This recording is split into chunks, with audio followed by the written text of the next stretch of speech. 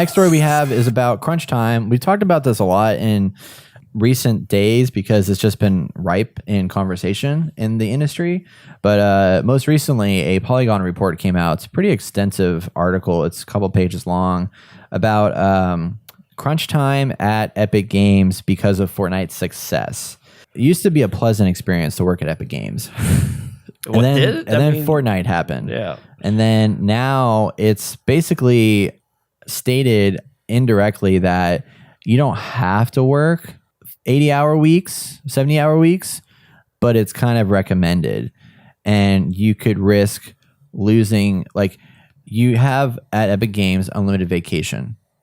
But when you take that unlimited vacation, because they cram you with so much stuff, if you take that time off, I have this problem at my job a little bit, actually. If I take time off, I get 3 days behind on work that I'm never going to get caught up on. So when you actually stop and get ahead, you don't. You just keep going. And some of these people work till like 3, 4 o'clock in the morning to get stuff going. And then they have a lot of workers, I was reading through this, that are on contract, 6-month, year-long contracts.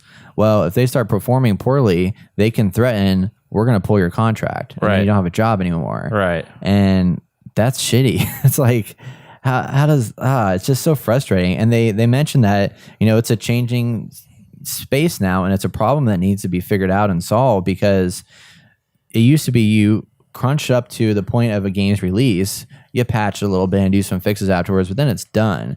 But now there is no end to the crunch time, because you're constantly having to output new and new content to keep up with the controlling demand that developers honestly put on themselves by making games as a service a thing. Right. They saw dollar signs in their eyes and never figured out the repercussions. It takes money to make money. So you're still spending a shit ton of money in order to get more money coming in. Yeah. And I'm sure it looks good on paper. Look at all the money we're making, right? But I mean, I don't know what that. Yeah, look at all the money we're making. Oh, by the way, 800 of you are fired. Yeah, exactly. Activision Blizzard. Hey, look at all the money we just made. Yeah. So fucked up. It's crazy. I mean, back in the day, it used to be like, okay, game's done, take a break, have a small team, maybe make some side content, you know, and release that for like $15. Yeah. It's like a 3-hour experience or something if people really want that. And it's like, oh, okay, cool. Yeah. And now it's like, hey, game's done, but we need you to work twice as hard. We need like 80,000 skins, and we need them all to be the same but different. I'd really like to see the numbers. Like, I'd like to compare numbers from like Bethesda to, say, Blizzard. If you look at the exact player counts of like purchases and do like a 1-to-1 comparison of like, okay, this game sold X number of copies, this game sold X number of copies, and then how does the revenue stream differ between those two games? And or maybe even actually more closely comparative is well, no, I can't. I was going to say EA, but they're all games as a service online shit now.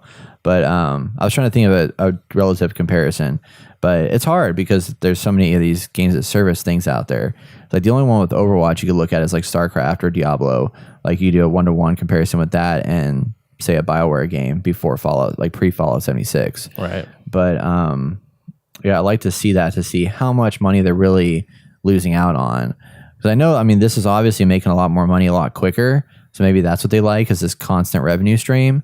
But I feel like no developer should have more than like one games as a service and then just leave it at that. Yeah, how can you really support all that? Yeah, you can't support more than that. But they're and that's how Epic Games is. But even Epic Games, who employs 1,000 people, can't keep up with the crunch of a Fortnite game, which because now there's so many people out there and it's hard to stay afloat. You know, they're doing the same kind of thing and doing it better. I mean, talk about creative overload. You have no chance to recharge, so you can't come up with something that's similar but different and unique. Yeah. And if you're just trying to put out the same thing, like who are the heads? Like, when do they get a break? When do they get to be like, hey, let's I'm sure they don't want to create anything new. No wonder they don't have a new map out. They're like, I'm burnt out. I don't want to. Well, that's the other frustrating thing. Charge of making skins. In the article, they mentioned that the managers, even, like, if people complain or talk about it, they're like, well, you know, basically fuck off, like, deal with it. Like, you got to do it or get out of here. Right. And they have like 200 job postings up right now because either people are losing their mental health and they're getting sick or having problems and just leaving, or not leaving and going through the struggle, which is causing their work to not do well. Or they're getting can, and they're hiring new people to come in, fresh blood, younger people specifically, to crunch out. And then the problem with the younger people is that they think this is normal because this is their first job or their second job. Yeah. And now they're being conditioned. This is going to become a huge problem down the line because you're now conditioning fresh blood into thinking that it's fine to work 78 hours a week. No, it's not. It's not okay. You need to sleep. You need a weekend. Right. You need to play video games. Yeah. I mean, it's as important as being creative and working on your craft. It's just as important as going and doing something completely different. Yeah. That's not related to that. Yeah, exactly. You can't stop and think about, every time I edit a video for a gamer, like I'll leave, I'll come back, I'm like, oh shit, like that does not look right at all. We should totally fix this. Yeah. This would look so much better if we did it that way. I think this begs the question, what does a success actually look like? Because yes, they are technically successful, but is this success? Is this what it's supposed to be? Like, if you're making all this money, but your employees are like struggling and miserable, right? Is that worth it? Probably not. Let me look at this quote here. The biggest problem is that we're patching all the time. The executives are focused on keeping Fortnite popular for as long as possible, especially with all the new competition that's coming in. I have had friends break down in tears. Like, this is a huge problem across the whole industry. Like, we're literally in a bubble. Yeah. And if it hasn't burst already, like I've said in the past, it's about to burst. Like, people are going to like give up on making games.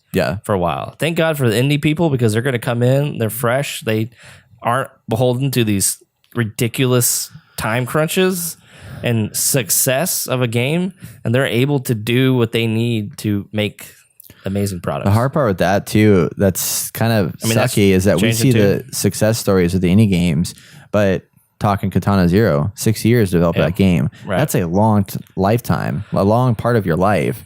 That's like, I mean, if you started that in 2000 or when you were say 25, right, you're going to become 31 before you release one game. Right. That may or may not be successful. Right. I mean, look at Jonathan Nordhagen with his Where the Water Tastes Like Wine. He spent probably 4 years on that game. Right. And then it didn't hit as well as it should have.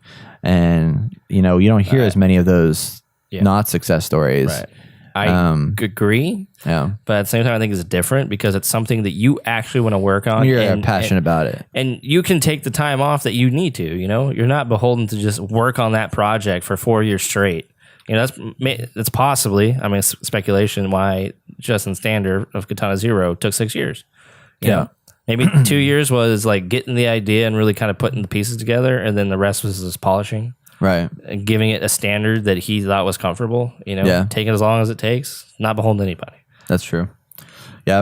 I don't know. On a similar note, I just want to mention GameSpot released a video about the next Titanfall game from Respawn Entertainment has now been delayed because of the popularity of Apex Legends. So they're having to restructure and reprioritize their team because they don't want Star Wars: The Fallen Order to suffer. So they have teams working on that. And then they also have more people working on Apex Legends instead of working on the next Titanfall game. So now a franchise that is tried and has the potential to really grow and succeed because it's got a cult following. The second game was received really, really well. It got a 9.0 on many sites. I loved it. Now, because of Apex and a games as a service, it requires constant content. It's going to be tough. It's a dangerous game that they're playing, and everybody's trying to get in the game because that's what's hot right now. And, I'm always talking about I don't like going for what's hot because it's like it could be a fad, it could not be a fad, but if you get into that, you're just going to be suffering just like everybody else. I don't want to be doing something where we're having to work 20,000 hours to put something out there because you're going to fall in this trap that these guys have fallen into. And no one wants to work on the same game for an extended amount of time. Halo franchise is a good one. The original lead for Halo doesn't like sequels, but then Microsoft talked him into doing Halo 2, and he's like, yeah, I think we can do this. And even people are like, are you sure? You hate making sequels. You're going to hate yourself after a few months. Lo and behold, he did hate himself, and he didn't want to do it. And that's why Halo 2 was so bad. Yeah. It's because he's working on the same product, but Same project for an extended amount of time, and he didn't want to do that. It just takes a lot out of you. IP, thank you. That's what I'm looking for. So, I mean, I think the same goes here.